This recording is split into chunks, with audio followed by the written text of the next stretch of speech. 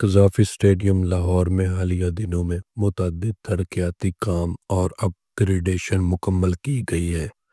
ان اقدامات کا مقصد اسٹیڈیم کو جدید تقاضوں سے ہم آہنگ کرنا ہے اور آئندہ کرکٹ مقابلوں کے لیے بہتر سہولیات فراہم کرنا ہے۔ نئی سہولیات اور اپ گریڈیشن: جدید اسکور سکرینز کی تنصیب: اسٹیڈیم کے دائیں اور بائیں جانب دو نئی اور بڑی اسکور سکرینز نصب کی گئی ہیں جو شائقین کو میچ کی تفصیلات بہتر انداز میں فراہم کریں گی۔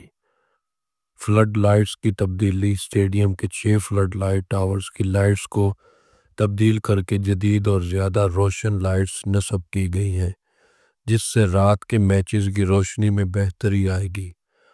واٹر ٹینک کی تعمیر: 40 لاکھ گیلن پانی ذخیرہ کرنے کی صلاحیت کا حامل واٹر ٹینک تعمیر کیا گیا ہے جو بارش کے پانی کو محفوظ کرے گا اور گراؤنڈ کی دیکھ بھال میں بھی استعمال ہوگا۔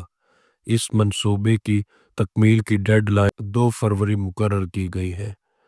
مزدوروں کے اعزاز میں تقریب: chairman Pakistan cricket board Mohsin Naqvi نے اسٹیڈیم کی تعمیر و ترقی میں حصہ لینے والے مزدوروں کے اعزاز میں 7 فروری کو ظہرانے کا اعلان کیا ہے۔